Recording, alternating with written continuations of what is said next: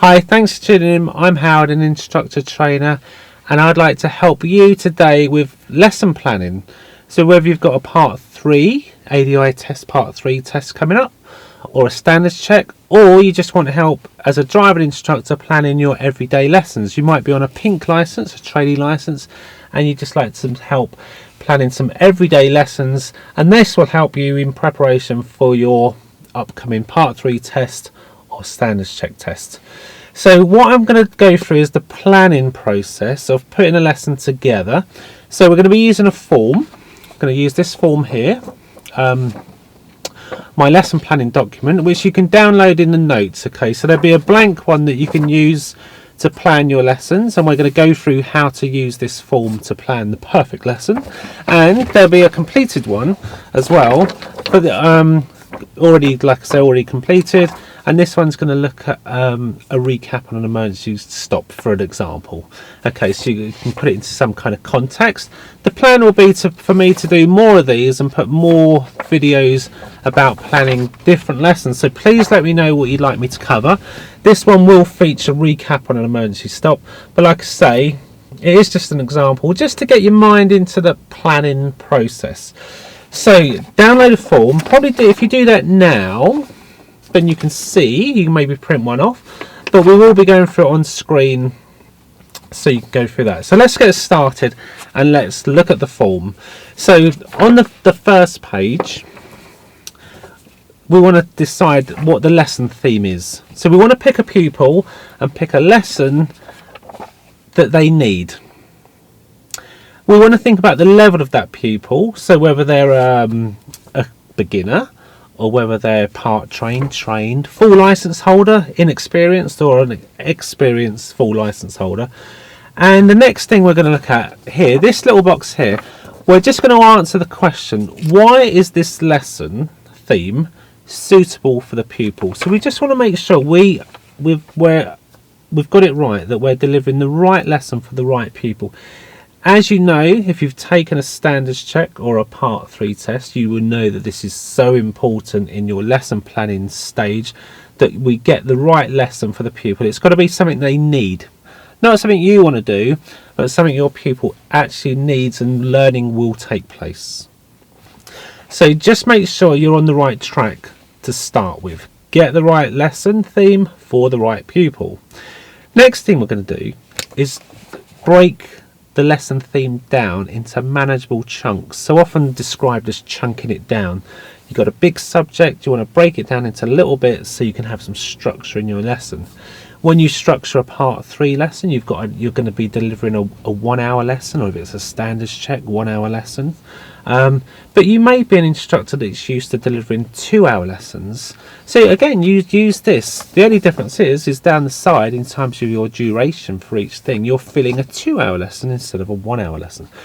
The example today, we're going to give a 1 hour lesson example, because that would be really good if you are planning a part 3 or a standards check. So let's chunk it down, and we're going to show you on video how you can take a subject, the lesson theme, and you can brainstorm it. You can get into each little bit and sort of think about what content would be in that lesson, and start getting your ideas down on the paper. And then you can think, right, from that picture, what will you want to take away and put into your lesson, and theme it and break your lessons down into little phases, little chunks, so you can do that. So this is what this section's here looking at, taking the lesson, breaking it into multiple phases, thinking each phase, what's the purpose of that phase and how long you'll spend on it. So for example, if we were going to do an emergency stop, which we will look at today, we can think, right, here we are at the test centre starting it, so we'd have an introduction, a recap of what happened last lesson, for example. Then we think, well, we're going to do the emergency stop, but it's not suitable to do it around here, so there'd be a drive to the location. So drive to the location will be the second phase of that lesson. And then we think, well, what is the purpose of this? Is there any learning aims, any objectives that we could cover? Maybe something that happened last week on the previous lesson that we can work and develop a particular skill, for example. Then we'd get to the location and we think, well, do we need to give a briefing, an explanation of what to do? If it's the first time they've ever done this subject, then there'd be a full explanation, full briefing. If it's a recap, then we're just Q&A on it, just ask them some questions, get them back to thinking what happened last time, what they need to improve upon, etc. Think about how responsibility is going to be shared for that, and so on and so forth. Then the next phase, the next chunk, would be the practice, having time to practice, and that would form the majority of your lesson. You want a good 20 minutes having some practice, get time for 3 or 4 attempts in, and each time they do it, you're making improvements, making adjustments, looking at the faults, identifying faults, analysing faults, remedying faults, so that by the time they finish their practice phase, they're hopefully independent and doing that themselves. Then you'd want another phase of a little debrief on how they just done.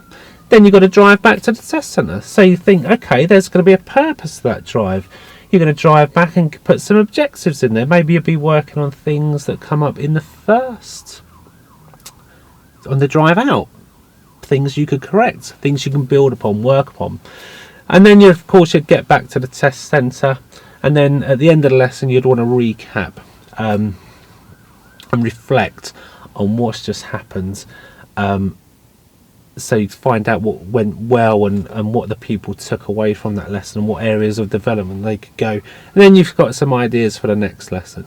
So that'd be a nice little place to end. So the lesson's broken down, it's got a beginning, it's got a middle where the main thing is, and it's got an end, a reflection at the end. So the lesson can be broken down and you can plan each little section.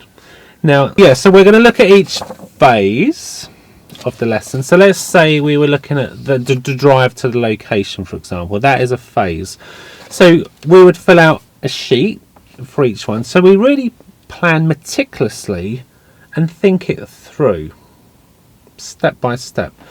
And this is what we're going to include. So the first line on there is have a purpose for the phase. So if we're driving to the location, is it just a drive, or is there going to be some objective, some kind of purpose to it?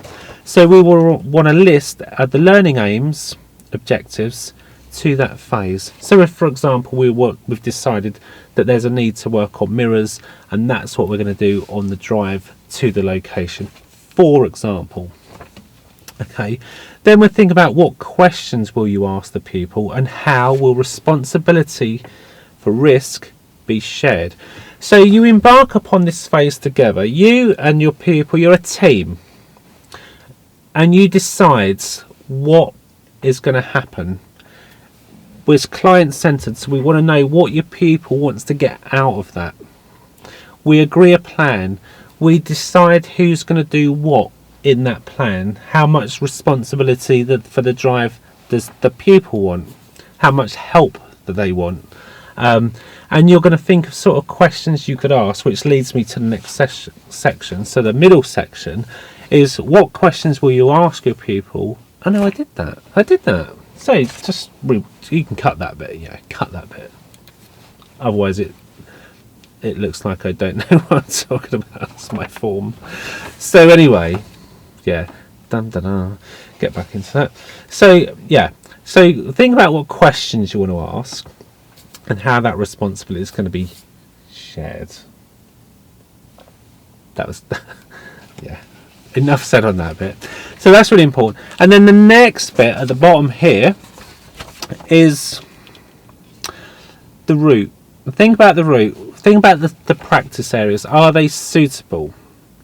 So, for example, if we're driving to the location to do my emergency stop recap, if there's just a ton of roundabouts on the way, and I haven't done roundabouts, is that a suitable route? Not really. So we need to think about what is the ability and experience of your pupil.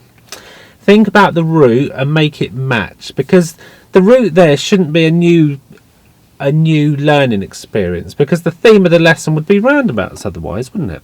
We'd be doing a lesson on roundabouts, but we're not. We're doing a themed lesson on the emergency stop. So make sure that the route is within their capability. Now, yes, there may be areas on that route that might stretch them a little bit, they might need help. So think about those things and be proactive. and think, if there are tricky bits, how are you going to help them, and prevent, because if we can talk about an aspect of that route where they might need help, we can prevent it, can't we?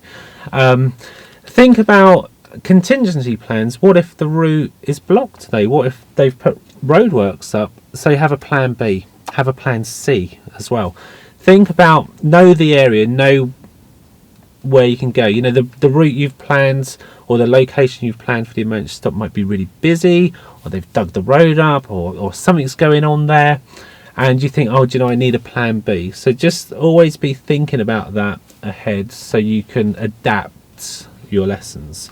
So you would do that form for each section, and by doing that you're going to have a really good insight, a good plan to help your pupil. Each section of the lesson has got a purpose, it's got an aim. You're thinking about risk and sharing responsibility, helping your pupil learn. You're thinking about the types of questions you will ask. You're thinking about prevention of faults, or where your pupil will need more help. You're thinking about the route and where you're going to go and why, and is it within their capability. So by doing this planning and thinking, that would be really helpful for you going forwards. We talked about chunking the lesson down. Before you get to that stage, something I use, and I will just show you on the sheet here. On page 2, basically got a blank page with a little circle in it. The circle you can put your lesson theme in, and then you can have a brainstorm about what you want to include in that lesson. So, for example, well, I'll stick with the example we're working on. Recap on an emergency stop. Okay, so that's our lesson theme, but we think about how we're going to break that down, and I will do this on screen, breaking, so you can see, because I'm not going to write in here, it'd be a bit awkward, wouldn't it? So just think about it. You can do this, take a step back, because you want really good content in your lessons, and if you just take a lesson theme and think, what can I put in it, and just brainstorm it. Don't be afraid of putting stuff that you won't later use. Just get your ideas down, think about content, so things that spring to mind for the emergency stop. A big aspect of that would be prevention. We don't want to go around doing emergency stops. That's not a very good plan. It means we've missed key observations, and we're not anticipating things. We're not very good at planning. So we think, okay, take that and work back and think, well, how could we prevent the emergency stop happening? So prevention would be a kind of a theme, a little sub-theme of that lesson. How could you prevent? Bring in observations, anticipation, maybe OAP, observe, anticipate, plan, as a theme, and you could use that to your drive to location as a little objective. Other things you might bring into the emergency stop lesson, causes of skids, road conditions, the vehicle technology, ABS might be brought into it, the driver, influence of drugs and alcohol might come into it. So again, we're sort of promoting that responsibility for the driver when they've passed to think about these things, that drugs will affect their ability to react in time in an emergency, so that would be dangerous. They might miss things. So there's lots of different things. We might bring in stopping distances. They might have their theory tests coming up, and they're struggling with the hazard perception side. So the drive to location, picking up hazards and doing the OAP thing would be really good, really help them with that. If they're struggling with their stopping distances, as I just said, we could have a little recap, a little revision to help them sort of better understand, make it easy to remember how to remember those stopping distances, breaking it down into the thinking distance, the braking distance, for example. And so, you can just see there that the possibilities for this lesson are growing endless. But you think, oh well, I've only got an hour and I don't want to overload them with information. But just by having this sort of brainstorm and getting ideas down, you can think, yeah, okay, I'll have that bit in it, I'll have that bit in it, I'll have that bit. These maybe leave to another lesson, because I don't think I'll fit those in. And then get an order, get a structure, and then really build your lesson. And that's where this form will come in, because once you've got your ideas down, your content, you can structure that content into a logical plan that will fit in the time you've got. If you've got an hour, make it fit, but go out and practice, because practice with your pupils. If you're a PDI, get out there and practice with pupils and see how long things take. So by the time you go to your test, it's a tried and tested lesson. Yes, the pupil will be different, the questions you ask will be different, the mistakes they make will be different, but you've kind of got an idea that the lesson works. It's tried, it's tested, and that would be my advice going forwards to helping you plan these lessons. Okay, so if you go to page 2 of the document, let's start planning this lesson. So in the middle, we just need to write the lesson theme, and on this one we're looking at the emergency stop. So now we need to think about all the content we can include into that lesson to make it really good. So you could do this with your pupil, so you could have a bit of a brainstorming session, get them involved, because they'd be interested to know what's going into their lesson, have an input, have a steer on it. So we can use Q&A just to get them thinking. So a good one to start with would be what causes emergency stops, and get them thinking about that. What about the speed? The speed of the vehicle. Do they know about rule 126, that regardless of speed limit, that they must be able to stop within the distance seen to be clear? So that would be a really good learning point to look at. What about vehicle and the condition of the vehicle, like the tyres, tyre pressures? Would all have relation. What about if you're using this lesson for the test and now you've got an examiner in the back? How's that extra weight going to affect the vehicle? Have they had a passenger in there before? Who's responsible for the passenger wearing seat belts, putting their headrest up, for example? All really good learning points you could bring in that would really give good content to your lessons. What about weather conditions, road surface? So you might be on a loose, gravelly surface today, or it might be wet. All of those factors would be good to bring in. What about the driver? Are they fit to do the emergency stop? If they were suffering from an injury, a back or neck injury, maybe this isn't the best lesson to be doing today. What about drugs and alcohol going forwards when they've passed their test? Are they fit and able? All these factors will cause them potentially to do the emergency stop and not react in time. So what we're talking about here is really prevention, and how we can prevent our learner, our driver, from never getting into that situation. So maybe we could bring in OAP, observation, anticipation and planning. Maybe we could do that on the drive to the location, to discuss that with them, and about how we could bring all these things to life so they can be actively spotting hazards and planning to deal with them and having better anticipation skills. We need to think about having a safe location to conduct the emergency stop. So have a couple of places in mind, so if there's any problems, you'll have somewhere to go.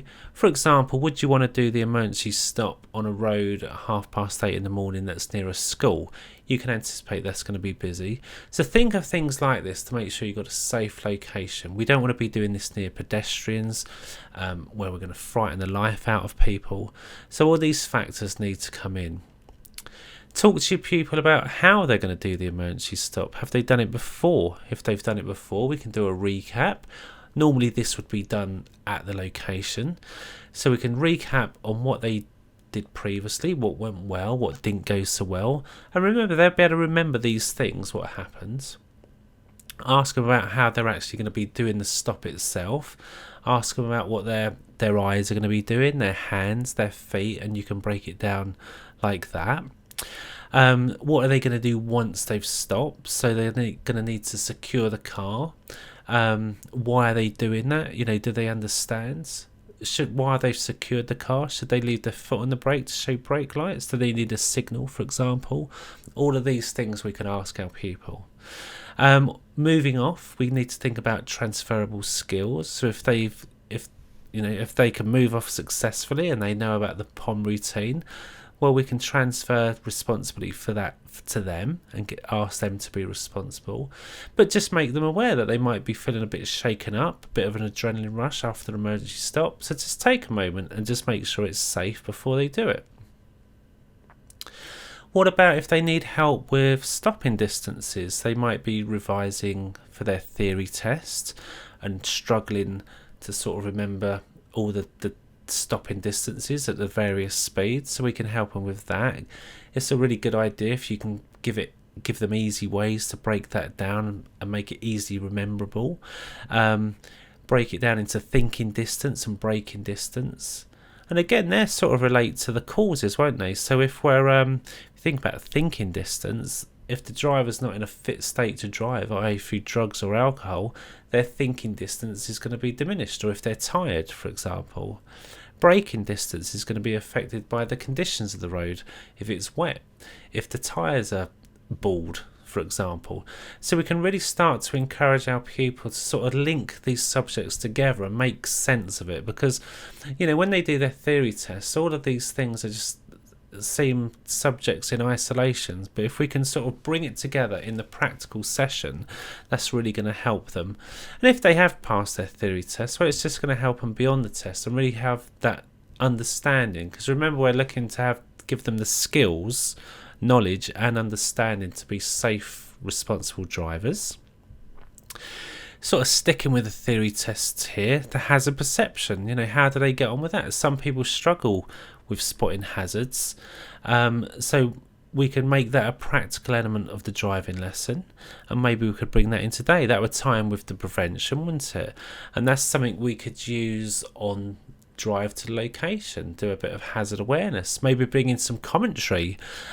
We could do that for them to sort of comment on what hazards we're seeing, what sort of things we'd anticipate and how we'd plan to deal with it, and give them some help.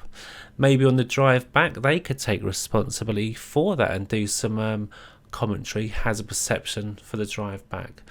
Every pupil is going to be different with different needs, so this cannot be a generic lesson. You have to know your pupil, talk to your pupil, find out what they want, more importantly find out what they need, and this lesson needs to deliver. It is a tailor-made lesson. It's not generic, it's not an off-the-shelf lesson. This is their lesson, and why not get them to consult with you and plan lessons in this way, and then you can go away and build a really good lesson and give them really good content, structure, and learning will take place. Okay, so now we've got some great content for our lesson. All we've got to do now is give it some structure and make sure that the lesson will fit into the time we've got. For this lesson, we're going to plan a 1 hour lesson. So this would be suitable for a part 3 or a standards check.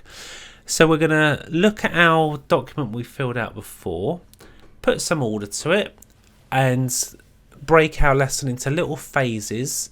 And this form will break that down step by step. So let's go through that with you now.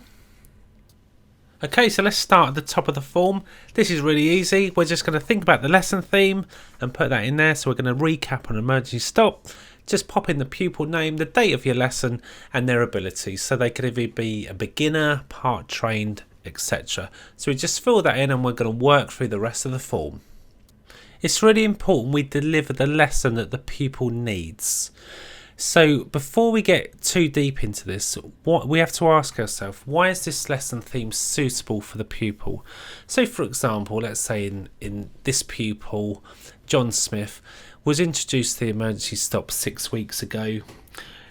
During their previous lesson, there were issues with their awareness and planning, so they're having to brake quite late. And let's say they've just failed their theory test, and it was the hazard perception bit that they failed on, and they've rebooked their test for 3 weeks. So we've got some really good background there, so we can plan our lesson to meet those needs and therefore make it client-centered. Okay, so let's break our lesson down into its phases. So phase 1 for this lesson, we're going to do an introduction and recap on the previous lesson, and the purpose of that is to agree the learning aims for today's lesson, and we'll spend about 5 minutes doing that at the test centre. Then we're going to drive to a location, and the main purpose will be the prevention and hazard perception. And I'm going to plan the drive to take about 10 minutes before we arrive at our location to give us time to do that. The third phase, we're going to arrive at the location, so then we're going to recap on the emergency stop, find out what they'd learned before, any gaps in their knowledge, and build on that. So we'll just spend 5 minutes doing a recap.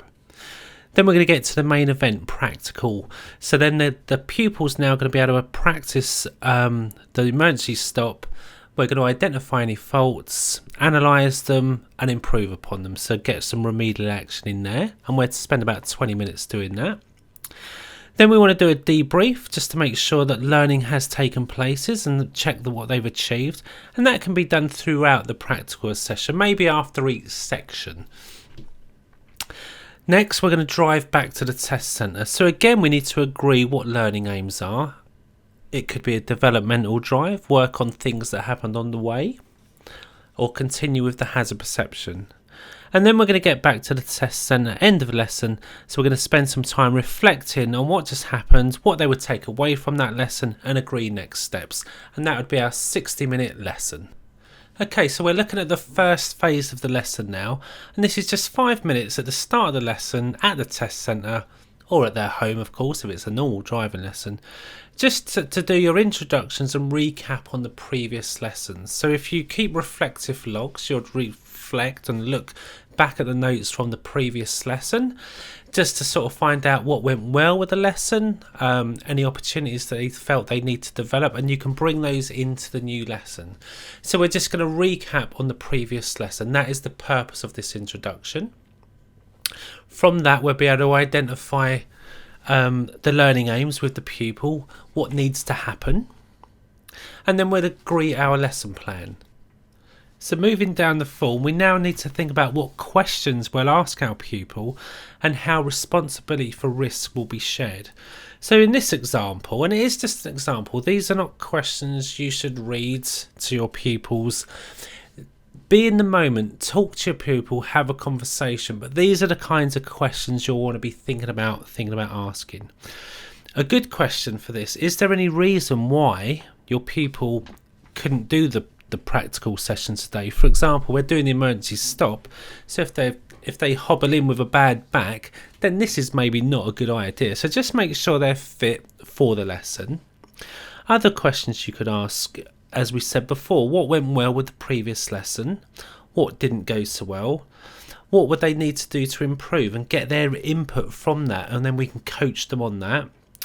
Ask how they want to be supported in that. So if they've said, yeah, I'm not very good at hazard perception, or I've just failed my theory test, well, how can we support them? So maybe on the drive to the location, we could agree that we're going to work on prevention, hazard perception, for example. We could also look at the last time they did the emergency stop, because remember, this is a recap on the emergency stop. So let's find out about why the need to do this again today. What went well with it last time, what didn't go so well, and so we can build on their practical experience and skills and take that forward to this lesson. So let's look at route planning. Really important and often overlooked, especially at the start of a test. So just to picture this, you're going to be doing your part 3 test. You've got your pupil and they've driven in forwards into the test centre parking bay. So now at the start of your lesson, which is a recap on emergency stop, they're going to have to reverse out. So now you're going to have to recap or introduce possibly a new manoeuvre. That's all going to take time and probably not within your plan. So get them to reverse in, make life easy for yourself, think about it, visualise what's going to happen on your test and plan every aspect. So yes, route planning is important at the test centre. Get them to reverse in and then they can drive out with ease and you can start your test trouble-free.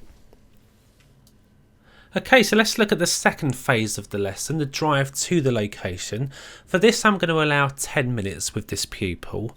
And so it's really key we get some key learning aims. So what they are for this lesson is we're going to look at prevention, how to avoid the need to do emergency stops.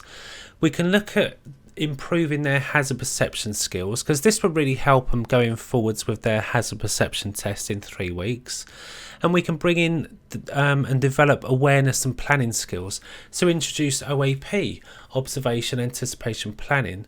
So on the way, en route to practice the emergency stop, we've got some key solid objectives and learning aims to carry out en route. So now we need to look at what questions we'd ask the pupil and how we could share responsibility for risk. So questions, what could we ask? We could ask, what are the causes for emergency stops? What could they do to avoid emergency stops?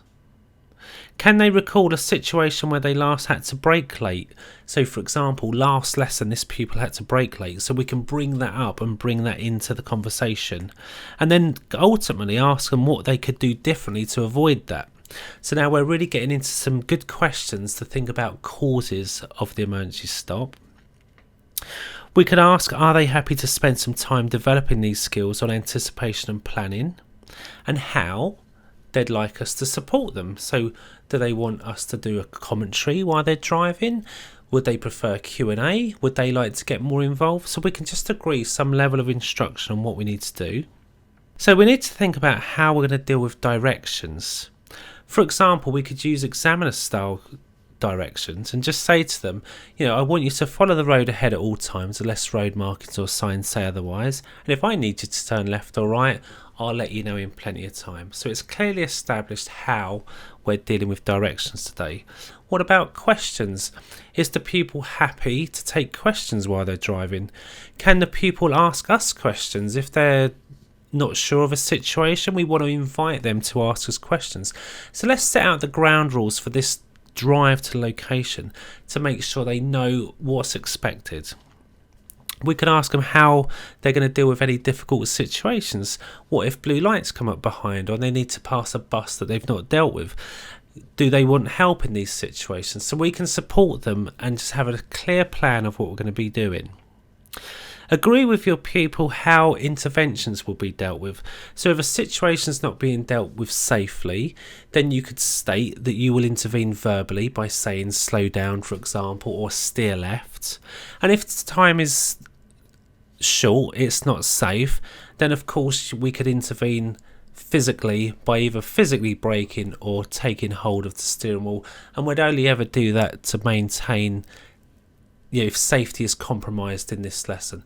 But we just need to say that and establish these are the ground rules for this lesson, and so it's very clear who's responsible for what and what will happen.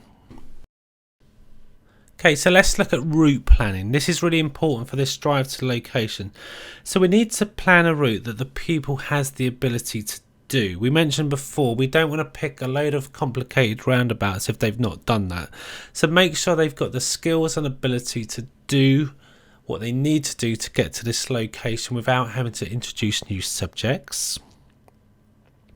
And because we're looking at prevention of the emergency stop, we want to plan a route that will give us lots of opportunities to spot hazards. So maybe going past schools where there's lots of parked cars, lots of warning signs, near busy shops where there's a lot of hazard perception skills needed. We could pick up maybe if the bins are out, that what vehicles could we anticipate. People are waiting at that bus stop, for example, or there's a warning sign for children crossing. What could we anticipate being up the road, for example? So this would be think about your route and get some really good content and good examples where training can take place. Okay, so we've arrived at the location to do the emergency stop. So this phase is all about the recap of the emergency stop, and we're only going to spend about 5 minutes doing this. So the key learning aims, objectives of this recap is to review the drive over. How did that go? Just cover that with the pupil. Recap on the emergency stop if we haven't done so already. I'd probably wait till we get to the location so it's fresh in their minds. Just to recap what happened last time. Is there anything they can recall, anything they need to do differently or better, and include that into your plan. So we're going to build upon previous knowledge and experience to make this one even better. Agree the learning objectives with the pupil and link between the good forward planning and anticipation to help them in the future prevent the need to ever do an emergency stop. It's all the good stuff we talked about before about the warning signs and the anticipation because people are waiting at the bus, for example. This will help their forward plannings. So what kind of questions will we want to ask? Well, there's many questions you can ask, and these questions here aren't designed to be a script for you to read to your pupil when you get there. Like I said before, you have to be in the moment and ask questions.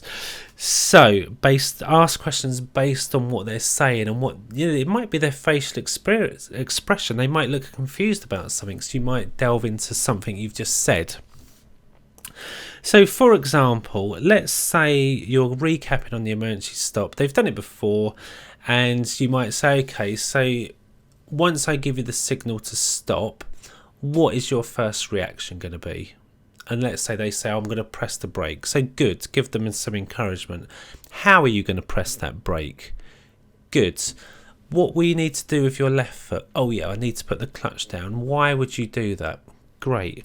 Once you've stopped, what's the first thing you're going to do? Oh yeah, I'm going to secure the car. How are you going to do that? When will you look in your mirrors? Oh yeah, I will look at it in the mirrors once I've stopped. So you get the idea. We just want a question and answer session just to make sure they are going to do what they should be doing. And then by that way, we can identify any gaps in their knowledge, anything that they've forgotten, and build on it. Fill in those gaps and help them with the next part of the lesson. Okay, with your route planning, as this is a high risk activity, we need to make sure this is really spot on and safe to do. So make sure you identify a safe road to do an emergency stop. I would choose somewhere in a 30-mile-an-hour limit with straight roads, low hazards. So not many houses, not many driveways. Try and minimise the things where you're going to cause people distress. You don't want to do an emergency stop near pedestrians walking on a footpath or some guy cutting his hedge, for example. So really think about the risks involved, and why don't you involve your pupil with this? Say to them, how do you feel about this location to practice an emergency stop? What are the possible risks of doing this today? How can we share the responsibility to make sure we do this safely? And then you can go through your talk about how you're going to do that. What I do with my pupils when we're practicing is say, well, when we're going down the road, I want you to get up to 20 miles an hour for the first one, second gear, just to have a practice run. And I'm going to ask you to check your mirrors. Once you've checked your mirrors, if you say it's safe, then I, as the instructor, will conduct my instructor checks, and I'm going to look in my left mirror, my centre mirror, and over my right shoulder, and only then, if it's safe, I will give you the signal to stop. And introduce a fail safe with that. So just make sure the pupil's really happy that when you say stop, it's with the hand signal as well. So they need to see both of those things before conducting the exercise. Because we do have a real responsibility to ourselves, to our pupil, to the examiner sitting in the back, and everyone around us to make sure we get this right. So why not involve your pupil in sharing some of that risk? Ultimately, you will decide when to do it, but get them involved and get them thinking about the hazards and the risks that are around them, and so they've got a shared responsibility. That's something I did in my last standards check, and that was well received by the examiner. Okay, so let's move to the main event, the fourth phase, the practical session. This I would allow 20 minutes of an hour lesson to do. So we want to get about 3 or 4 attempts in on the emergency stop. So what are the key learning aims objectives for this phase? Well, we want to be able to get the pupil to gain some practical experience at stopping the car in emergency situations, albeit simulated. Agree the level of instruction with them. Are we going to talk them through? How are we going to be helping them? And remember, this is unique to your pupil. What you include in this section will depend on what you've agreed in the recap to establish what the objectives are. So in this example here, I've put that this pupil actually wanted to understand a little bit about how ABS works. and what to do in a real wheel skid. So if that's what the customer wants, then we will deliver that. So it needs to be client-centered, based around what they need and what you are bringing to this lesson. So that is just an example. Other things you might think about, discussing braking distances. Let's say the pupil struggled with the theory test and they want help to understand braking distances and the factors that might affect overall stopping distance. So of course, whatever they want, we're going to bring that in. Okay, so let's look at these questions that you might ask your pupil during this phase of the lesson. So what you might want to ask is, before each attempt at the emergency stop, you can ask what level of support your pupil would like from you. Would be a good question.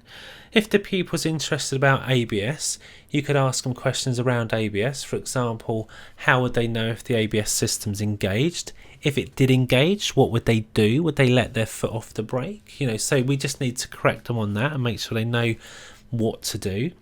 A good one, if they wanted to know about stopping distances, you could sort of look at overall stopping distances at 20 miles an hour compared to 30 miles an hour.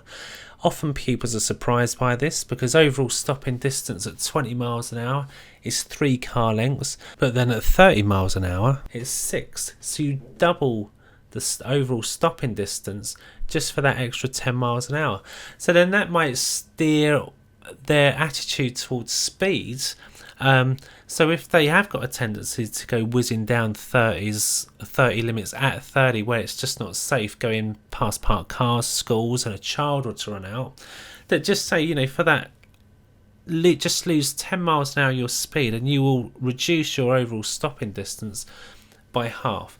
So these could be quite powerful things to sort of help your pupil understand how speed can be a factor in so many accidents and how to avoid the need to do these emergency stops. So these are just examples of questions you could ask. We've talked about the route and where would be safe. So we just need to really establish that during these simulated emergency stops, that we have a clear system to communicate to the pupil when we want them to do the exercise, so there can be no confusion. You don't want to accidentally wave to another driving instructor from the same school coming the opposite direction during this part of the lesson, because, well, what's going to happen there? So you really need to think about what you're doing with your hands and what you say. You don't accidentally want to say the word stop, for example. So be very careful and have a very clear instruction. Communicate with that pupil how you will conduct it. The best way is to follow the same example that the examiners use and do it in the same way as they do. And yeah, just to avoid moving your hands about, because you will introduce risk, even if the pupil doesn't respond to you waving to another instructor. But wow, is that high risk? And I'm sure the examiner would see it that way, as that was a risky thing to do once you've just briefed your pupil on what's going to happen next. Okay, so just be mindful of that, and let's get on to the next bit. Okay, so let's look at the 5th phase. This is debrief. So the purpose of this part of the lesson is to debrief after each attempt the pupil has done an emergency stop. So I've allowed 5 minutes for this, and this will be done after each attempt. So it won't be like a distinct 5 minutes after they've done like 4 attempts at emergency stop and then you debrief. So keep the feedback timely, so that they can improve on each attempt. So I've allowed 5 minutes for this, as I say, and the purpose of the debrief is, as we've just said, is to identify faults, that we can then analyse any problems with the pupil to help them fully understand what the risks are, what the consequences are, so they get good understanding. And then, of course, we want to agree any remedial action going forward for the next attempt and agree that level of instruction with them. So let's think about questions. What kind of questions will you ask, and how will you share the responsibility? So after each attempt, you can ask them how they felt with that. You could maybe use scaling. So on a scale of 1 to 10, 10 being perfect, how confident that would you feel at performing an emergency stop and stopping in time for a child? How confident do you feel with that? Let them score themselves. And then we can delve into any problems of what they think. They might think their reaction time was a bit slow. They might feel that they didn't press the brake quite enough. They might have felt that they put the clutch down first and then brought on the brakes. They might have overlapped their feet. They might have braked and caught the gas pedal as they're braking much harder. And so the revs have spiked. So we need to just...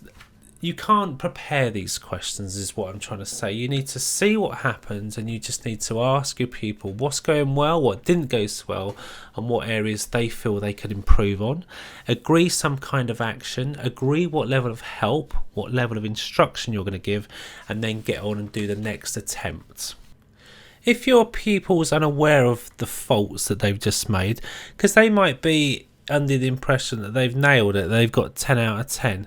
So we are wanting to be client-centered, but we still have to be honest with our pupils, and point out their faults. So just because they think they've nailed it doesn't always mean that. And if they really don't know what they've done wrong, then of course you have to identify that fault and point it out. Encourage them to analyse it. Encourage them to think of what the consequences would be. If they really don't know, then of course put them out of their misery. Tell them. Don't make them suffer. So being client-centered isn't about they have all the decisions and they dictate what will happen exactly in the lesson. We're working in partnership with them. We're pointing out their faults if they can't identify them. So practice areas, well, whilst you're giving this feedback, think about where you do that, because I have seen instructors giving feedback to the pupil when they've stopped after the emergency stop in the middle of the road. So now other road users are getting confused as to why this car is just sort of stranded in the middle of the road. So we need to get somewhere safe before we do the debrief. Who can be responsible for that? Well, could you give that responsibility to your learner? If they can move off and stop in safe places, then delegate that. Just watch them and make sure they do it properly, and be prepared to step in if they're about to do something unsafe, like pull out in front of a car. Remember how your pupil's feeling at this point. They might be getting a bit of an adrenaline rush. They might be a bit flustered, and they might move off when it's not safe. So just keep a careful eye out. Remember your instructor checks. So watch your pupil first. Once they make the decision to go, you do your checks and let them go if it's safe. Get them pulled up nice and safe for the side of the road. Do your debriefs there. Okay, so if you've done the emergency stop, you've practiced it, you've done your debrief. It's time to go back to the test centre. And we've got 15 minutes of the lesson left. 10 minutes to drive back and 5 minutes to do a recap reflection at the end. So don't make the mistake of thinking the lesson is over. You are being tested for the full hour, and so every minute needs to count. So this drive back is as important as the main event. So we need to have some purpose, some learning aims, some objectives. We need to confirm that with our pupil. So we can base that on what happened on the drive. So if there are problems on the drive, we can agree to fix those problems and work on any faults that come out on the drive. So we can do that. If the drive was perfect, then we can build on their strengths. Maybe on the way we helped them and supported them. Well, maybe now on the way back, it's their time to do that independently. Let's think about questions that we could ask. So we need to establish what's going to happen on the way back and who's taking responsibility. So you could ask questions such as, tell me what you'd like to improve upon. How would you like me to help you with that? How much responsibility would you like for dealing with the roundabouts, for example? Make it specific to what actually happened on the drive and specific to what your pupil needs. Remember, you know your pupil better than anyone, and you know what they need to do. And that's what that examiner needs to see, is that you're delivering this client-centered lesson, and that every minute of this lesson is used to develop them, and so that learning takes place. You could even say, as an idea in terms of how to get back and route directions. Well, let's say they're familiar with the area. They've just driven from the test centre to where you've practiced the emergency stop. Well, could they take responsibility for driving back and do an independent drive on the way back? Maybe discuss that with them. Say, well, how confident do they feel at navigating their way back? And if they get lost, by all means, ask for support if they need to. But why not give them responsibility? This is something they're going to need to do when they pass their test, to drive on their own. Maybe even put the sat nav on and introduce a bit of a sat nav drive. So there's different options you've got to help and use this 10 minutes of driving back to develop your driver and get something out of them. But don't introduce new things if they struggled on the drive there. We need to fix those things first. So that's really important to remember. So yeah, in terms of the route, we could use the same route that we went back. But let's say something specific come up, or they've asked a question, then we could also use an alternate route. But be mindful of time, because you don't want to pick a long route back and go over your time. So just be mindful you've got 10 minutes or whatever it is you've allowed to get back to do this. Okay, so let's move on to the final section. Okay, so we're on the 7th and final phase of the lesson. This is the end of the lesson where we're going to be reflecting on what's just happened with the pupil. So the key learning aim, the key objective of this phase of the lesson is to encourage the pupil to reflect on their own performance. So we need to think about what types of questions we could ask.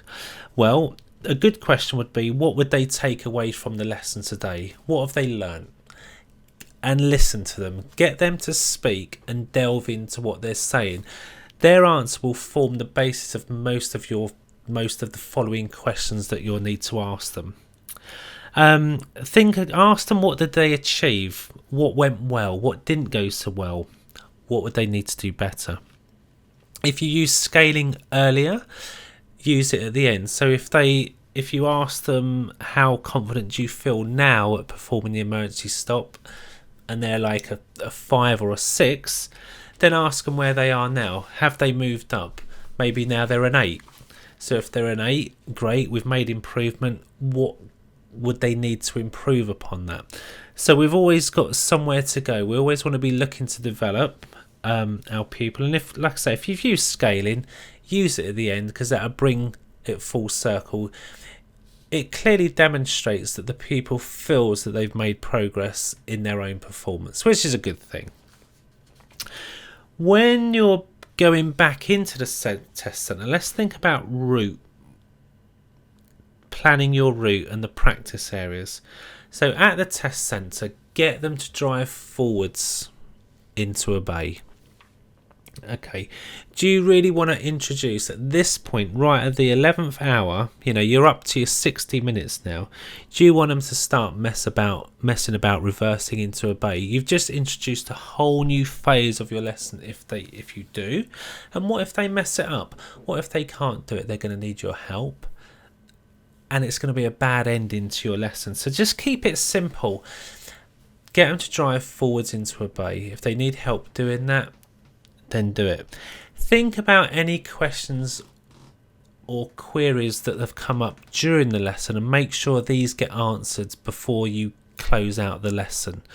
A good example that I observed the other day is the pupil driving into the test centre, just about to drive forwards into a bay, asked, do I need to signal here? And the instructor said, no, just drive forwards into a bay. They got into the bay, turned off the engine, did the reflection, didn't come back to answer that question. So that question was raised during the test, during the lesson. So the examiner is going to expect you to answer all questions and queries. Remember, a query could just be a confused look on the pupil's face, or they've answered a question incorrectly and they need some further clarification. So just make sure you mop up any little loose ends at the end in the test centre. And remember, when they're sitting there at the end of the lesson in the parking bay, get them to turn the engine off. And that goes for throughout the whole lesson. If you're doing debriefs, make sure they turn the engine off, because that is a driving fault to sit there with your engine idling for the eco side of things. And again, if they are, bring it into lesson. It's a learning opportunity to discuss with your pupil why we should turn off the engine for the environment. Or, you know, as a driving instructor, I've had people approach me asking me to turn my engine off in the summer when we were running the engine because they had asthma. So we have to be respectful of other people. We have to think about other people's needs and, yeah, get their engine off. If it's a hot sunny day, well, then pull up, identify places in the shade that you could do, get the windows down, etc. So, yeah, you need to think about everything, really. So there's so much detail, no matter what lesson you choose, what you pick. Really go through and plan each phase and think about the minute details, and then you'll go into that test really well prepared and deliver a really good lesson. You might not use everything you've prepared and planned, but you've got it. It's sitting there in case it comes up, so you'll be well versed and ready to pass this test. Yeah, so thanks for watching.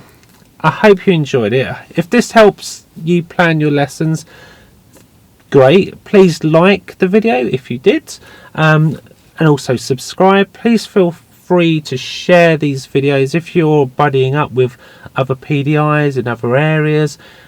If there's forums, if you think they'll get something out of this, then please share the video, download the forms, and let me know what you want me to cover next, because as I say, we're going to do the emergency stop. We've just done the emergency stop, and then I can include more lesson examples to help you plan those lessons.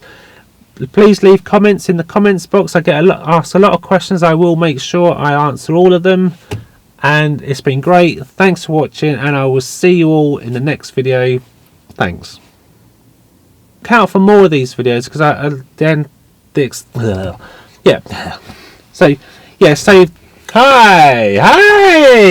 hello, I'm Howard. Right, good. So let's get started. So today, my neighbour's coming, so it's a bit off-putting. I'm just going to let him go into his house. I'll do that bit again. So where was we? After we were so rudely interrupted. So we're going to look at each